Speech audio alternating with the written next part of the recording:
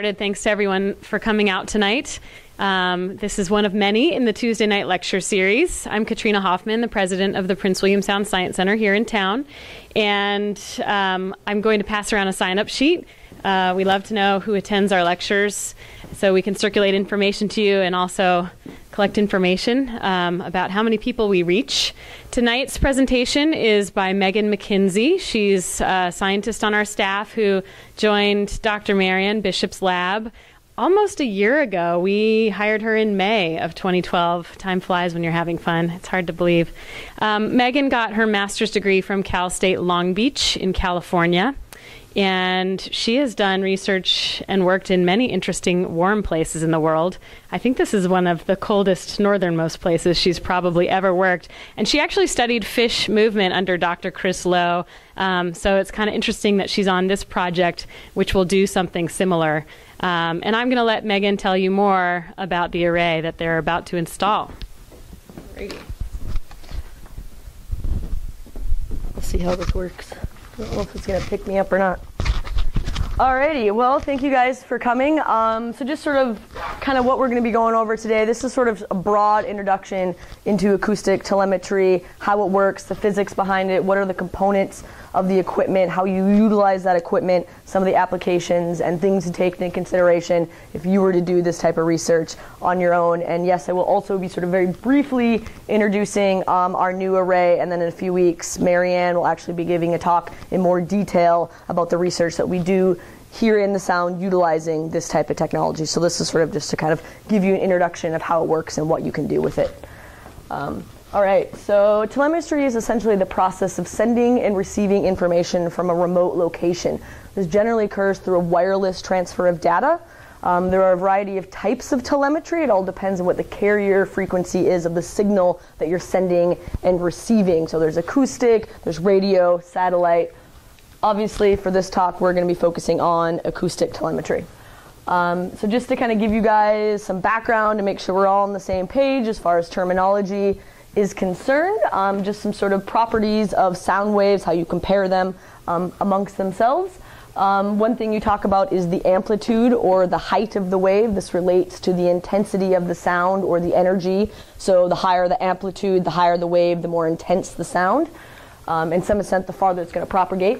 You have the wavelength, which is essentially the horizontal, the horizontal distance between crest to crest or peak to peak. You have your frequency, which is essentially the number of wavelengths that propagate through 1 unit of time. It is inversely proportional to the wavelength, so longer frequencies are going to have short wavelengths, lower frequencies are going to have larger wavelengths. Generally, this is measured in hertz. Your period is essentially the time it takes for one wave cycle, and generally this is measured in seconds. So if you were to go on your marine radio and listen to the weather forecast and you're going to hear information about your swell, it's going to tell you things about, you know, the height, the period, the direction. So you're going to have a, you know, a south-southwest swell of 2 to 3 feet at 10 seconds. When you're talking about sound waves or comparing sound waves, generally you talk about the frequency. You compare the frequency of which the signal is, the range at which the signal is given. So depending on the media which you're utilizing your telemetry-based, you know, equipment and the density of that media, you're going to use a different. I don't know. You're going to use a different type of telemetry, whether or not you're utilizing it in air or fresh water or salt water, and this utilizes different carrying capacities to sort of minimize your energy requirements. Lower frequencies generally travel best in salt water, which is why we utilize acoustic signals. So acoustic signals are in the hertz to kilohertz range. Most of your saltwater tags, which is obviously what we're going to be using here in the sound, are within the 30 to 100 kilohertz range. Whereas your radio tags, which are traditionally used in your terrestrial environment in air, are in the megahertz range. All right, so as your signal is propagating out from its source and moving through the water column, you're going to lose energy. That energy is going to dissipate. This occurs through a variety of reasons. One being spherical spreading. So as your sound is emitted from its source and it moves through the water, energy is going to dissipate. Your signal is only going to be able to be detected for a certain radius, and this will again depend on the amplitude, the frequency, the wavelength of your acoustic signal.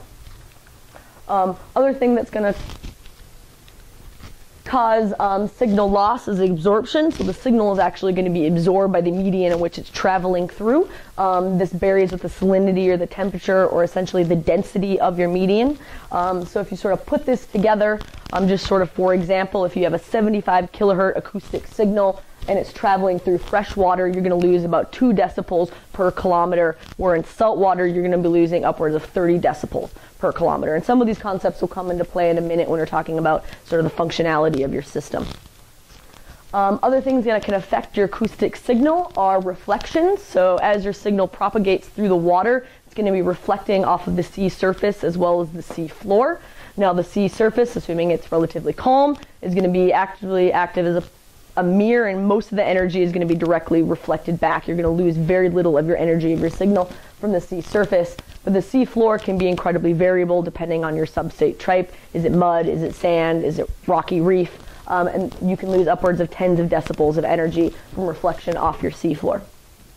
Also refraction. So and this is generally due to temperature and salinity gradient. So as your sound is moving through your water column and you're coming into contact with thermoclines or pycnoclines, this may cause your sound to bend or be refracted, and that can affect your ability to detect that sound, how far you can detect that signal, the ability of your acoustic equipment to pick it up.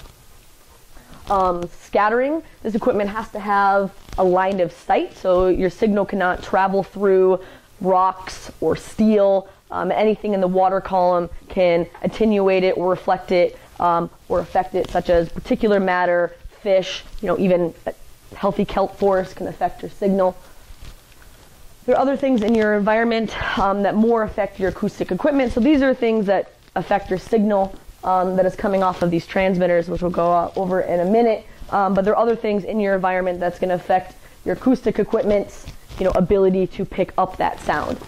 And these are things like acoustic noise in your environment. So there are a variety. Oh, am I stuck in my collar? Thanks for the. All right. So acoustic noise in the environment. Coastal systems are going to be a lot louder than open ocean deep water systems. Again, you get wave action, things like that are creating noise, creating energy in your environment.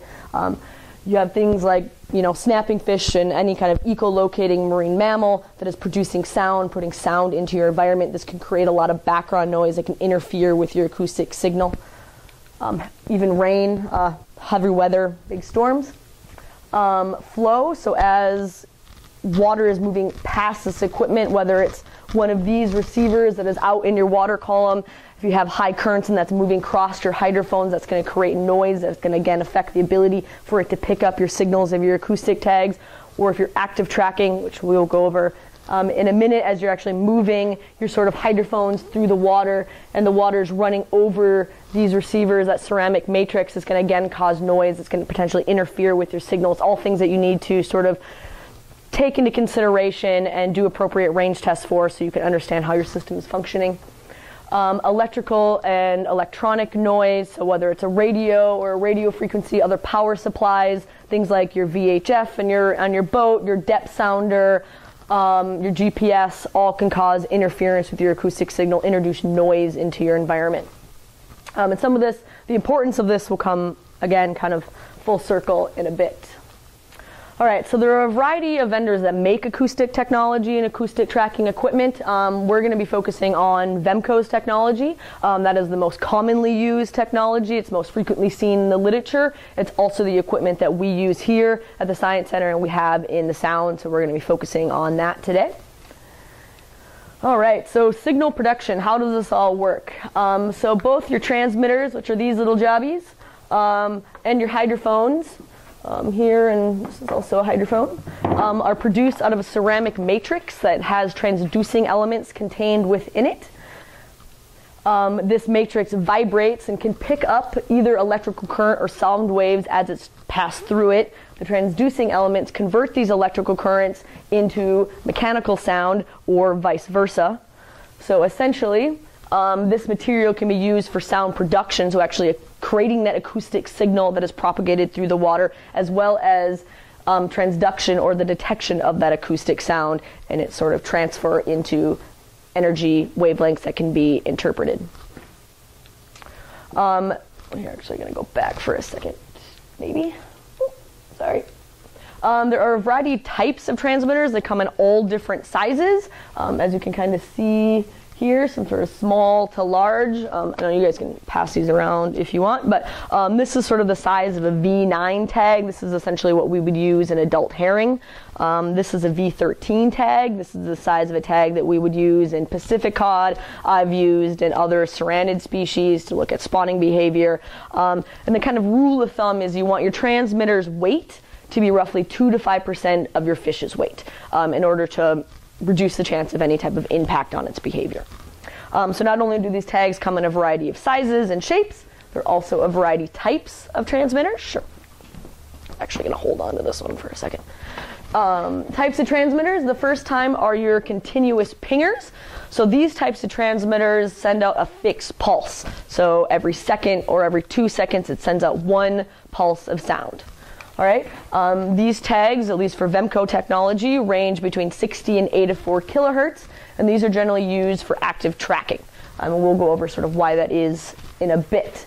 The thing about these tags that allow you to sort of tag multiple fish at a time is they're all programmed to different frequencies. So all your fish in the environment may be pinging at 1 second, but each fish is going to have a different frequency of signal. So you may have a fish that's at 63, you may have a fish that's at 70, you may have a fish that's at 84, and that's how you can kind of track multiple fish in the same environment at the same time without avoiding collisions of your signal. All right, so coded transmitters are a little bit different. They pulse at random intervals and all pulse at the same frequency, so they're all pulsing at 69 kilohertz. And they have a pulse train of information. So like the pingers just have one pulse. These set out a series of pulses. So most of the tags now have 7 pulses. They're now making tags with 8 pulses. That sort of increases your unique identification codes. But essentially how this works is a pulse, or set of a pulse that sends out a sync that sort of relays to your equipment, to your receivers, to your hydrophones. Hey, I'm here. I'm going to send you information. Listen for me. Wake up. And then it sends these a series of ID pulses. This is what's going to send your unique code information. Hey, I'm fish number 234 or 578, and any potential sensor information that is also incorporated with these tags. And then it sends out 2 checksums. That's sort of sending a signal to your receiver. Hey, did you get all my information? Did you log it correctly? And so in order to get a successful detection of a fish or a mammal or whatever with one of these tags, you have to get that whole series of pulses. The receivers will also log bits and pieces of this data, which will be important in a minute. So since these are all pinging at the same frequency, unlike your continuous pingers, these need to ping at random intervals. So sort of a representation of that. You have your series of 7 pings, then you have a random delay, you get your next pings, random delay, your next pings, and you can program these to whatever you want. We'll talk about how you decide how you want to program them in a bit. But again, they'll have sort of random delays that they'll be pinging within, and it's not always going to be pinging at the same sort of rate. And that's how you can have multiple fish in your environment all tagged at the same time, being detected by the same equipment in order to reduce, again, sort of collisions and signal overlap within your system. This type of technology is generally used for what's called passive tracking, which again we'll go over in more detail in a minute.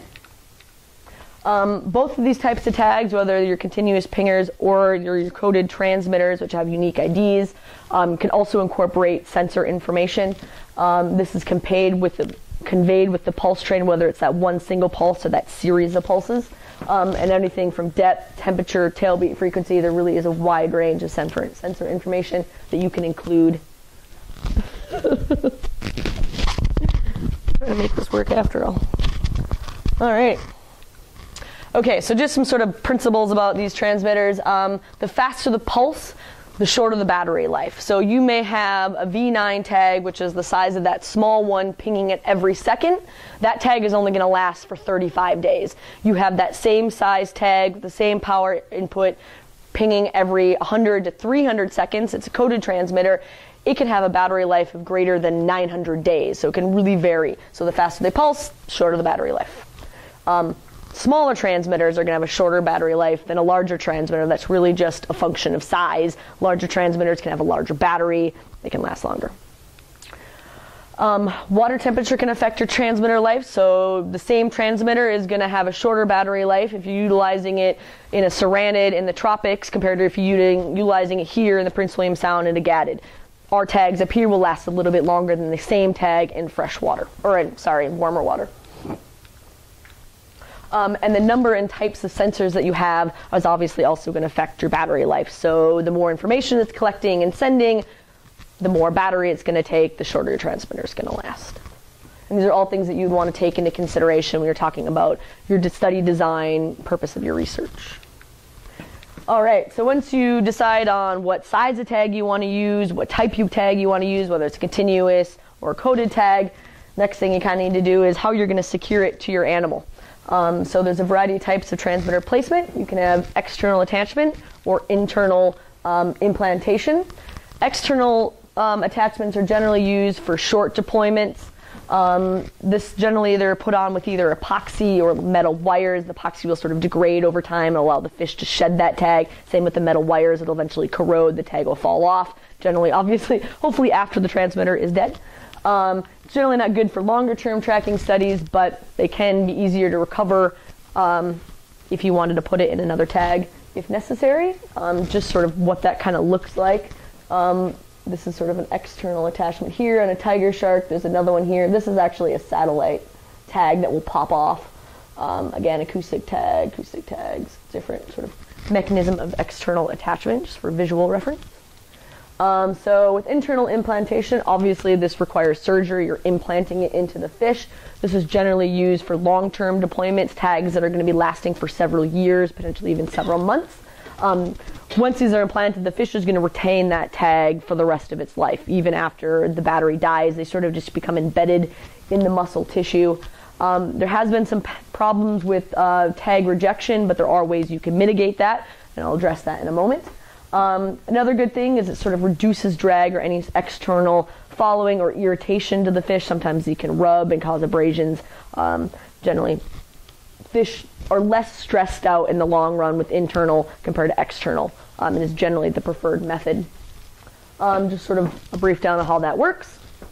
Obviously, your methods are going to vary depending on your species, the size of your animal. Transmitters are generally dipped in a paraffin and beeswax mixture that gets at that question of the immune response. It helps the animal not to reject the transmitter, for its body to recognize it as foreign material. So by dipping these transmitters in this mixture, you reduce your chance that the animal is going to want to force your tag out of its incision and reduce stress of the animal. Generally, fish are put under a general anesthesia. Larger elasma ranks are flipped over and put into the state called tonic immobility. It's a sort of a hypnotic type state.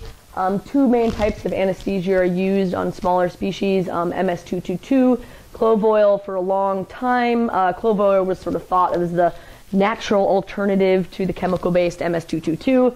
There's now been a variety of studies that have been done that show that it's actually a carcinogen and it frequently causes cancer in the animals that it's used, and so it's no longer recommended. MS-222 is sort of back to being the preferred method. The catch with that is it's toxic to human consumption, so you want to be careful not to use it in species that are likely to be caught and consumed by humans. You can get around that by putting out sort of external tags that say do not eat, and that toxin will sort of be metabolized out of the tissue in roughly a 21-day period, which is sort of something to take into consideration. So once your fish is ready to be tagged, it's in undergone anesthesia or in tonic immobility. Generally, you make a small 1 to 2 centimeter incision just off the ventral midline, sort of between the pelvic and anal fins. Sort of slide the transmitter just under the peritoneal cavity, or within the peritoneal cavity, just along the muscle tissue. And then you just sort of suture up that incision with 1 to 2 sort of continuous, sort of dissolvable sutures. Generally, these incisions will heal in the matter of days, and they recover sort of from the surgery as far as exhibiting normal behavior roughly within 24 hours post-release after surgery. And fish, I've had fish that have been tagged internally with transmitters that I've recaptured 3-4 years later, or people have recaptured 3-4 years later and reported. These fish have grown several centimeters. They've traveled 18-20 kilometers. They seem to be functioning just fine in the long run. And this is, again, just sort of some visual images of that. This is sort of that tonic immobility. Again, fish undergoing anesthesia. You can kind of see the incision. You can also do this surgery underwater and not utilize an anesthesia. This is typically done with species that have problems with barotrauma or exophthalma. It helps reduce the pressure constraints of moving them through the water column. You can actually tag them at depth and release them at depth underwater. All right, so once you tag your fish, how do we pick up this acoustic signal? So essentially you need to transduce the sound to an audible frequency and amplitude.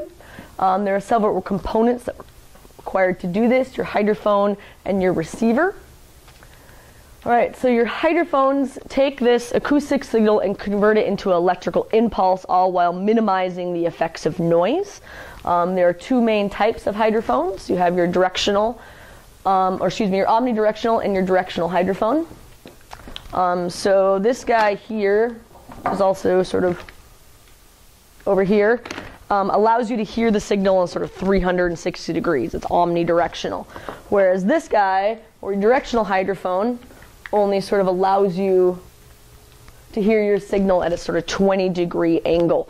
And this is sort of used for active tracking. So if this is your acoustic tag or your fish, and this is sort of emitting its signal, if your directional hydrophone was faced away from the tag, you'd have a really weak signal. As you sort of sweep it closer to the tag or the signal, it would increase. Obviously, if you're pointing right at it, you'd have sort of a strongest signal.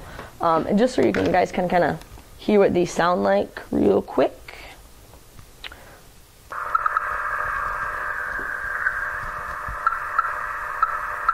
You can kind of hear that. And sort of that pulse is that sending of information. And you have to receive all of that for it to successfully log the detect. And obviously, the farther away, the weaker the signal. The closer you are, the stronger the signal. And that will become important in a bit when we sort of talk about active tracking and how this particular type of equipment works. All right, so the receivers. So the receivers take that acoustic signal that's been converted into electrical impulse, sort of amp it up, and allow it to be converted into a detectable frequency that can also then be logged and stored. So there are two main types. You have your manual receivers, which is this jobby here, and then you have your automatic underwater receivers, which are those guys. So we're going to sort of focus on the VR100. There's also a piece of equipment called the VR60. That's a much older model. It's pretty obsolete. Some people may still use it if they have it, but you don't really find that much anymore. The newest thing is the VR100. So this is the receiver. It has to work in conjunction with the hydrophone, so either an omnidirectional or a directional hydrophone. These do have an internal memory, so they can store all the information right to here, and then you would download it at a later date. They also have an internal battery source. It can also be connected to an external power supply if you're doing a long track. How these guys work is you essentially program in your tag information into here, any type of algorithm to detect sensor information, and then you can essentially set which channel you want to be actively listening for, and that's essentially what channel you want to display your information. So up on here, when it's setting that pulse, it's going to display a bunch of information. It'll give you the strength of the signal, so an actual number, which will be important in a minute. The gain at which you have it set, so you can adjust the gain, which adjusts, the ability for the hydrophone to detect it. So the higher the gain, the farther you can detect your signal, but the least accurate it is. If you're doing active tracking, you generally want to be at gain 0. That's the lowest. You're within the closest range to your fish at that particular point in time. And when a fish is detected, again, these little light numbers here will kind of light up saying, hey, I'm getting something on that signal. All right, so one other thing that's important to mention about these guys actually is they do have a GPS sort of built into them, so it'll not only log your tag, your signal, the date, the time at which that signal is detected. It will also log an associated lat-long position. These are your underwater automatic receivers. So these are sort of a combo of hydrophone and a receiver. So this sort of top part here and up here are omnidirectional hydrophones. The receiver is sort of contained within the internal components. So you have two main types. This VR1 is essentially the first older original model. Again, they're sort of obsolete. Now we're sort of up to our VR2Ws, which is again this guy here. sort of look like this, obviously. And then your VR2 or VR4, these do function a little bit differently. The VR2W can only pick up 69 kilohertz tags, so it can only pick up coded individuals, whereas this, for example, could pick up both continuous or coded tags. Again, it's going to log the information into its internal memory. You have to retrieve those receivers in order to download that information. Again, it's going to give you the unique code ID. You're going to know it was fish number 457, and then essentially the date and time at which that signal was detected. You will not get any lat-long information with these type of receivers, but essentially you would know where you put it in the environment, so you would have an associated position, but it's not sort of actively being kept track of. The VR4s, the bigger guy over there, is a little bit different. They have both a 69 kilohertz and 180 kilohertz hydrophones. And so the 180 kilohertz, which I'm not really going over, is for very tiny tags. So this is for like salmon fry and things like that. You can choose whether you want these VR4s to be listening at one or another frequency, or potentially both. Again, how you program it, it's going to affect how long they last. And these guys you actually do not have to retrieve in order to get the information. This little jobby here, or sort of this right here, is an acoustic modem. And so you put a surface modem, trying to hover your boat over it, you put a surface modem in the water, and they'll essentially talk to each other and send the information remotely. You have to be sort of within a kilometer or so of one of these VR4s in order to detect your signal. Let's see. Other thing that's sort of slightly unique about the VR4s, they do have a larger memory, so they can record, more detections over a longer period of time. They have a longer battery life. These guys can last upward of 10 years. Again, the fact that you don't have to retrieve them is a bonus. They also have a little bit of tweaking you can do, sort of calibrations once you sort of understand how your system functions, that you can sort of set to allow for maximum detection of your signals to sort of account for some of your environmental noise and things like that. You can actually program them to take that into consideration, increase your detection frequency. But the main difference as well is cost. Your VR2Ws are going to run you a couple $1,000. These guys, the VR4s, are going to run you closer to 10. So they can be quite expensive. But there are, again, depending on your research, benefits to both. All right, so just kind of an overview of sort of all of this. So acoustic tracking is using low-frequency sound signals produced from tags. Specialized hydrophones convert these signals into electrical impulses. And then the receiver converts these electrical impulses into either an audible sound or into a sound that can be detected and logged by your automatic receivers. And then essentially you can use this data to answer a wide variety of questions about movement patterns, behavior, habitat use, and obviously much, much more. Before we sort of dive into the applications of this technology, does anybody have any questions about sort of what we just went over? Alrighty. Okay, so making sure you're choosing the right tool for the job. Alright, so there are a variety of types of tracking which you sort of alluded to already. The first one we're going to be talking about is called active tracking. It's essentially what it sounds. You're actively tracking or following around a transmitter. You have to be out doing this in real time, so wherever the fish goes, you go. This can be done from a boat, a ship, a kayak. You can even walk, dipping it in puddles in a shallow water environment or along a stream bank. It requires various pieces of this technology. You have to have your VR100 and typically use a directional hydrophone. You could use an omnidirectional if you were just spot checking, but for active tracking you generally are using a directional hydrophone. And you have to be using continuous pingers. You have to have tags that are pinging incredibly fast to be able to follow around these fish in your environment. Obviously, depending on what type of fish you were tagging, you could get away with various pulse intervals. If you're tracking halibut in an estuary that aren't really moving very much, you can use a slower tag than if you're tracking a tuna in a pelagic environment. And 1 second seems incredibly fast, but when you get out there and you're dealing with the swells and the currents and these fish moving, it's harder than it seems to keep up with these guys sometimes.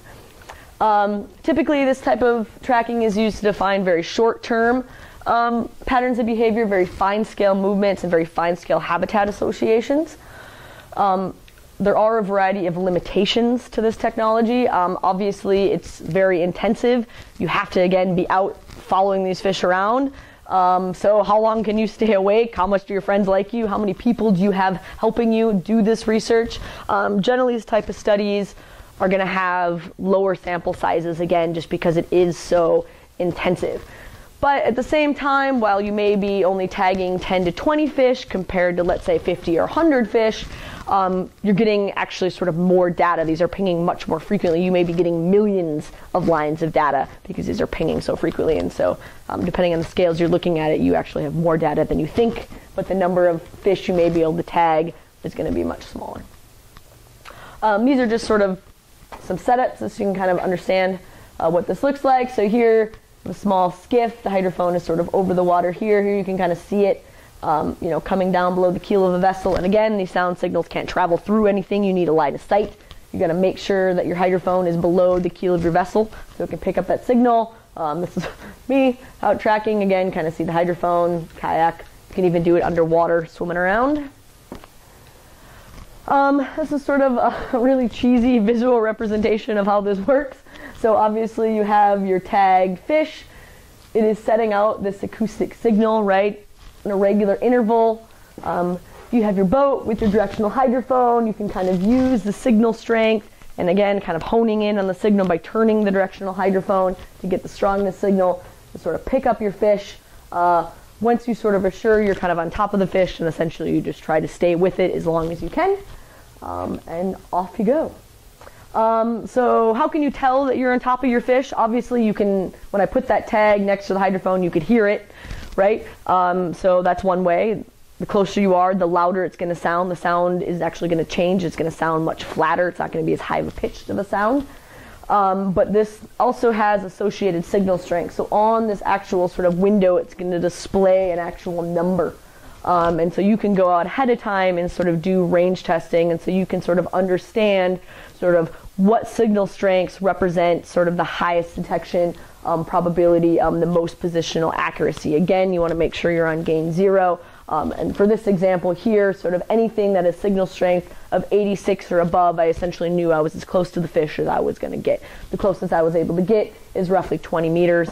Again, that's going to vary depending on the depth of your water column, how things are traveling through your environment. But it's very important to understand what these signals mean so you know how close you are to your fish, and that will come into play again when you're plotting and analyzing your data.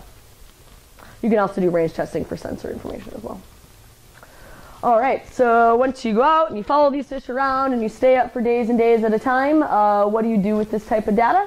Again, once you collect this data, obviously regardless of what the signal is, how far you weigh, the receiver is going to log all of your detection data.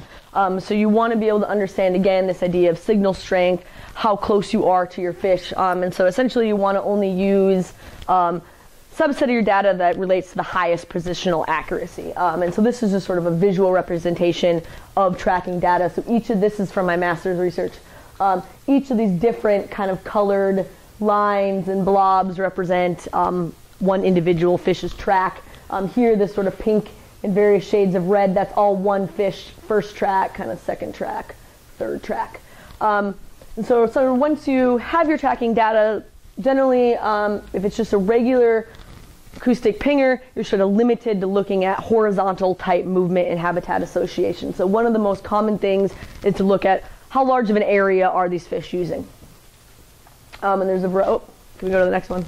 And there's a variety of ways in which you can do that. The most common way to look at home range size or activity space size is to calculate what's called the 95% KUD, or kernel utilization distribution. This is essentially a probabilistic approach to looking at area use. So within each one of these blobs, you have a 95% probability of relocating that fish over that 24-hour period. You can also do what's called a 50% KUD, and that will sort of give you a core area of use. The other way that people typically, you can go ahead and do one more. Also look at area use is through an MCP, or a minimum convex polygon. For this, you essentially connect your outermost points, and this is sort of going to give you the area that the fish sort of used and transversed, again, generally over a 24-hour period. And then essentially, again, you can calculate the area of these spaces. Okay, you can go to the next And this is, again, just sort of a visual representation. So once you have the area, you can start looking at things like variability between individuals, variability within individuals, differences in behavior between, let's say, spawning versus non-spawning season. How are these fish tracking in one environment compared to the same species that was tracked in a different environment? And then sort of going into questions, why is this variability there? What is driving it? Go ahead and go to the next one. Again, you can sort of further break this down and start looking at area activity spaces, over the course of a day. Here you found something unique that these fish are using these incredibly large areas. If you notice, this is on a log scale, so these fish are using areas of magnitude that are several times larger than what they're using at night. But during the non-spawning season, they're essentially using the same size area day and night, very similar to what other fish have been found to use. Right, next. You can also start getting at questions at things like the effectiveness of an MPA or a marine reserve design. Are the fish that you're trying to protect staying in that reserve? How much time are they spending in reserve compared to out of reserve? Is your design effective? Are these fish going to be protected the way you want them to be? Right, next. You can start getting into habitat associations, again, using a lot of GIS type analyses. You can overlay habitat data with your tracking data. Look at things like habitat preference. You can go to the next one. You can go to the next one. Or habitat utilization. Go ahead and click to the next one. You can start looking at things like edge response, or how potentially different species that are within the same ecosystem using the same environment, are they exhibiting different types of edge response? Are they using their habitat differently? This can get into questions of competition for resources, predator-prey interactions, that sort of thing. All right, next. Again, you can also look at, for one particular species, is the species utilizing its habitat differently during the day versus at night? Is it shifting where it's residing, preferring to reside in the reef habitat during the day when they're known to actively feed, and slightly avoidance from predators, and then at night shifting out into the sand where they're hunkering down and resting? Are you seeing any of these type of diet patterns? Or again, your ability to sort of compare between sort of non-spawning season behaviors and flip, or spawning season behaviors. Again, how are these habitat use different? Why are they different? What's driving that? Right, these types of tags can also have a variety of sensors, things like temperature, depth, heart rate, tailbait frequency, gastric pH, allow you to answer more complex questions. This is just an example from a white shark, a juvenile white shark that was tagged and tracked off of the Santa Monica Bay area. And you can look at information like across the day, it was staying within the same sort of average depth, but there were times it was making deeper excursions, keeping track of its internal temperature. Again, sort of what is that data telling you? Next. This is a megamouth shark that we tracked off of Dana Point. Again, this is sort of its just horizontal track pattern over the course of several days. This animal was tagged with the depth sensor tag. And again, you can kind of see its various diel profiles. So at night, it was riding up near the surface and then went down deep, came back up, went down deep, and did this over several days. And again, this was not related necessarily to bottom depth. The fish wasn't going up and down, a shelf. It was actually diving down into deeper water. All right, next.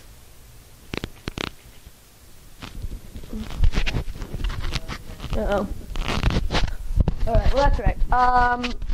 The slide before this was just another sort of example. Again, so you can compare behaviors during different seasons. So the previous slide was looking at the depth profile from one fish. It was sort of the average pattern of behavior, which essentially looked like this all the way across the 24-hour time period. How is that different compared to what they're doing during the spawning season? Can you tease out spawning related information? Can you start looking at the time of depth that these fish are spawning? Are they associating with any type of environmental parameters here, such as the thermocline or the seafloor?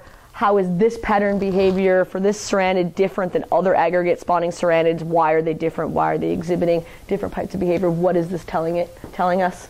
All right, next. So the cool thing here, since we're here, since this is awesome, is barred sand bass were the first species of fish to be detected to exhibit this particular form of behavior. Most aggregate spawners, ceranids in particular, spawn over complex reefs habitat, and they essentially exhibit this opposite pattern. So they hang out at the seafloor and they make these directed dives up toward the surface. Barred sand bass are actually found to move away from the substrate which they hang at most of the time up into the midwater column and actually make dives down to the seafloor. So it was the first time this behavior has ever been documented, which is kind of cool. Are we still spinning? We think that's because of predator and avoidance and difference in their habitat requirement. So we'll just talk about 61 now, and then you'll see the image in a second. But so as you can see, most of the acoustic data is sort of analyzed in 2 dimensions. You analyze the horizontal data, area use, size of a habitat, habitat associations, there you go, or you're analyzing the vertical component, the depth profiles, the activity patterns, but the sort of new and up-and-coming thing that we are just publishing. So now the new things is essentially to analyze this in 3 dimensions, and so that's the kind of up-and-coming way to deal with this technology. Obviously, fish are not moving in 2 dimensions. They're living in a 3-dimensional world, and so you can incorporate your lat-long data from active tracking, for example, your depth, that's your X and your Y, and then your Z would be your depth parameter. Actually look at this in 3 dimensions and start comparing sort of levels of activity. So the more active a fish, the more volume, the more space they're going to be using. You can actually calculate the volume that these fish are losing and compare it sort of across,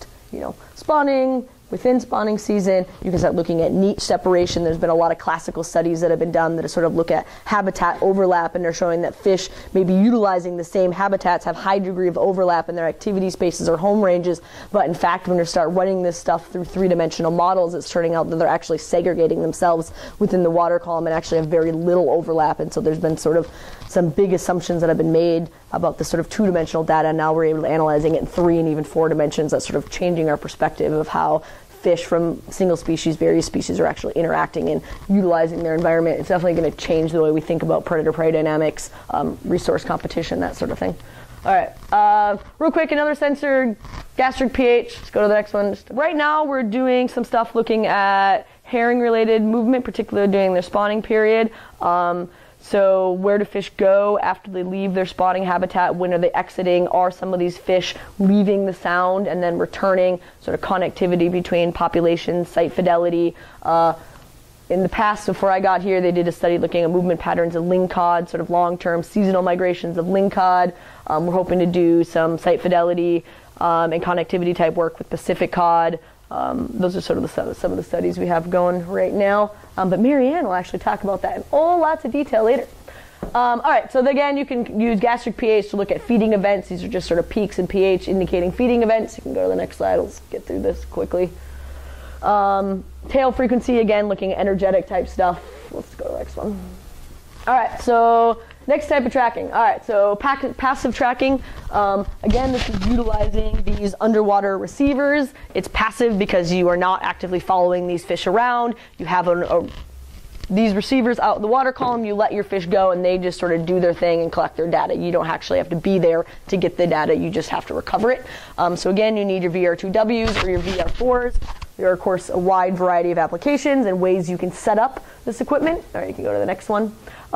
Here we generally have a bunch of lines, so these are called receiver lines. So we have a line here in Porker Vena. Again, you can kind of look at movement of fish from Porker Vena out, but you can't really say much more than that. These fish came in, these fish came out.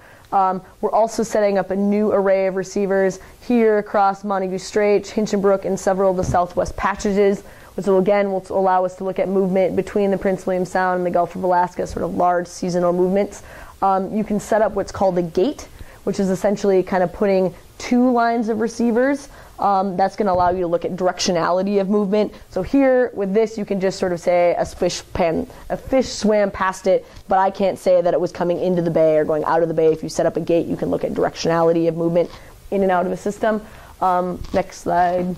You can set up things which are sort of called an array. So you're putting out multiples of these receivers that have sort of overlapping detection radiuses to sort of cover a larger area. Once you sort of get 3, something like this, you can kind of translocate the animal and sort of look at larger centers of activity to start looking at movement pattern type questions. All right, next. All right, obviously there's a variety of limitations to this technology. You really have to understand how it works and do the appropriate type of range testing. There are some advantages. Again, these last for a very, very long time. You can tag a very large number of animals. All right, move on.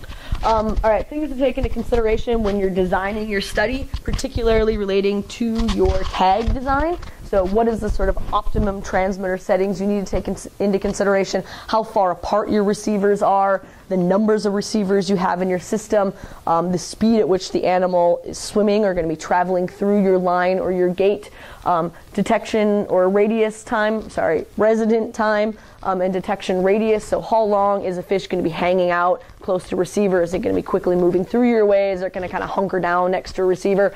What is the transmitter output that is dependent on the size of your transmitter? Is it on high or low power? That's going to affect how far the signal transfers. And again, your sample size, how many fish do you have out in an area? How likely are you to get collisions? Okay, next. This one, yes. And then also sort of looking at kind of the probability of detecting a fish or not detecting a fish and moving through the gate. Again, things you need to consider are your ping intervals, the type of tag, its associated detection radius, again, how fast these fish are swimming, and sort of the number of fish that are trying to get detected simultaneously. This is sort of just a graphical representation of that. Sort of the rule of thumb is the more tags you have, obviously the longer pin interval you're going to need to ensure that you're not getting collisions and to ensure that all your fish are going to be detected. Generally, you want to have at least a 50% successful detection radius for each individual transmitter at any given point in time. Just a few other things to kind of drive that home. Obviously, the faster the fish are swimming, the higher probability you have of not detecting it as it's moving through the array. You can account for some of this by adjusting your ping interval. So faster ping intervals, you're going to have a higher probability of detecting your fish than with longer ping intervals. And again, sort of the output tags that have a larger output, more power, are more likely to be detected than tags that have less output, lower power. Okay, next. Other things in your environment that are going to affect not only your signal, but your receiver's ability to detect your tags are things in the environment like ambient noise, changes in the water column depth, complexity, flow. These are all things that we sort of addressed at the beginning. And there are ways that you can account for this and to make sure that you're interpreting your data correctly. And how you do that, next. You can actually just click it again. Actually, never mind, it won't do my little, that's fine. But essentially you can do is called range testing. And so there's various ways you can do that. One way is essentially you attack a transmitter to sort of a weighted line. And then you also have sort of an omnidirectional hanging over the water, in the water, and you sort of drift over your receivers. And then you can kind of compare your detections from your omnidirectional hydrophone in your VR100 compared to what was logged in your VR2W, and you can start looking at things like detection radius, how far can you hear these things. All of these receivers actually have a high and a low end of detection. So these yellow dots represent successful detections, these red dots equal no detection by the receiver, still getting detected by obviously the VR100 and the omnidirectional. But again, you're going to have a high and a low end, a high and a low end. So when you're setting up things like gates, that's important. So you're kind of maximizing your potential of detecting these fish. Okay, again, if you're sort of comparing detections above and below a thermocline, your detection radius, again, as you're moving through those different gradients, it's affecting your sound, how it's propagating through your water, ability of the equipment to detect it. You're going to have less of a detection range above the thermocline than you are below it. This is all for V13 tags. Obviously, you need to do this every time, so because it's going to be different depending on your water depth, again, how much noise you have, your substrate type, the type of tag you're using. All right, next. Again, also detection efficiency. You're going to have more successful detections below the thermocline, so 83% detections here at maximum range compared to only roughly 50%. Again, these are all just sort of helping you understand your system. All right, next. The other type of range testing that is important to do, besides just sort of just crisscrossing over your receiver, is to put out stationary tags. So if this is a receiver and this is a receiver, and these are hypothetically 800 meters apart, which is sort of what our array is set at, due to the types of tags that we're using, you can set out receivers at sort of 2, 3, 400 meters from one receiver, essentially 4, 5, 600 meters from another receiver. This will sort of allow you to get at questions of detection frequency at various intervals or space away from your receiver. Next. Okay. And again, so like I said, you can utilize, oh, weird, some slide disappeared. Oh, it was underneath the other one. And how you do this is based on the metadata. So there was another slide that sort of showed how this works. But again, with those coded tags, which are the type of tags you have to use with these automatic systems, again, it's sending out that whole pulse of information.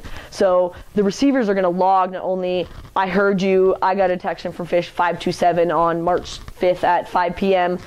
It's also going to log anytime it hears a sync, anytime it picks up various pulses, as well as when it gets a whole complete to train, and you can use that metadata. There's a bunch of mathematical calculations you can do to look at various types of efficiency and the proportion of tags that you're being detected. All right, next. So sort of after, again, you go out and you release these fish, you download your data, you understand the limitations of your system, how your detection efficiency is going to fluctuate over time, or maybe the course of a day or throughout a season. You can start sort of interpreting your data. This is sort of what the detection logs look like once you get your data and download it into View, which is the software program that you use. These are all individual tag numbers. And again, these black lines represent when fish were detected. So it was, some fish were released, they were detected, and they never came back. Other fish were detected and then left, detected again, left, detected again. And some fish, basically stayed in this environment within this array the entire time. And then you can, again, start breaking down this data and analyzing it in various components. Go ahead and switch to the next slide. You can actually just go ahead and do the next one, that's fine. So this is just an example from here. This is from our Lincott study. Marianne will again go over this in more detail. But again, you can look at sort of large-scale movements from one area, one array, sort of across the line and out. When are they making these seasonal movements? When are they leaving a particular habitat? When are they coming back? What does that associate with? Why are they doing that? So you can get at questions at large-scale movement. Again, it's more presence-absence type data than that fine-scale resolution. All right, next. You can start looking at questions relating to diurnal patterns. Is the time of day affecting when you're detecting the fish? And this also comes into play of understanding your detection frequency. There's sort of a classic study that was done a few years ago on Pacific cod.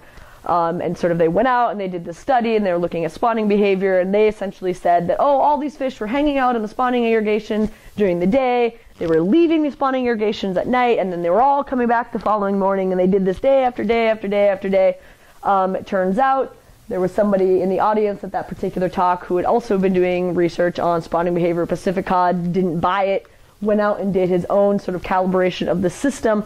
Turned out that there was so much acoustic noise due to snapping shrimp in the environment that it was blocking the receiver's ability to detect these fish. So these fish weren't actually going anywhere. They were staying in the same spot. They just didn't understand how their data was working, and they made grievous errors in their assumptions of what their data is telling you. That's sort of an example of why it's important to understand your functionality. But anyways, again, looking at time of day, diurnal patterns. You can go to the next one. You can start looking at tidal associations. Are all your fish potentially aggregating? Are they getting detected in a school? Are they moving as a school? Next, again, looking at site fidelity. This was from 100 stingrays released at the Seal Beach area. Looking at site fidelity, so obviously the highest amount of detections was occurring at this location compared to other places. Again, you can start linking out why that is, what are they doing there. It happens to be a breeding ground for round stingrays, so it's reproductively related. Go to the next. Again, you can start overlapping this stuff with habitat information, but not quite to the fine scale level as you can with the active tracking data. This sort of is going to get weird, but another interesting study that I was recently involved with is looking at whether or not oil rigs are considered sustainable and good artificial reef habitat for a variety of important game fish. So we went out and did a study that looked at whether or not this was considered acceptable habitat. Are fish that were tagged there, are they staying on these rigs throughout the year? If they leave, do they come back? If you translocate them to a natural reef, are they returning to the rig? Fish that we tag and capture on a reef and translocated to the rig, are they staying there? You can actually leave it on that for a second. And then also you can look at things, within a structure like this. Are individuals sort of segregating themselves out potentially by size? Can't really see, but this is supposed to represent different species. How are various species utilizing this? And it turned out that the oil rigs were great habitat, in fact, better than most of the natural reefs Adjacent to them, at least within the Southern California Bight, which then leads to questions like the rigs to reap program that they have in the Gulf. It could also apply to things here as well. And then it's sort of what is the best decommissioning options. You can go to the next one.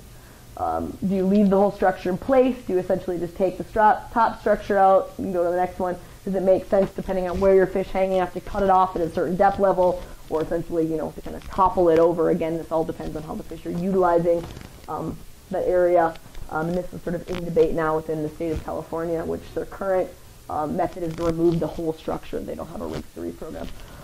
So with that, it was a little chaotic, but I just want to give a shout out to all my old lab mates whose some of their data I borrowed for example. So go Shark Lab and sound. And then the next slide is, do you guys have any questions?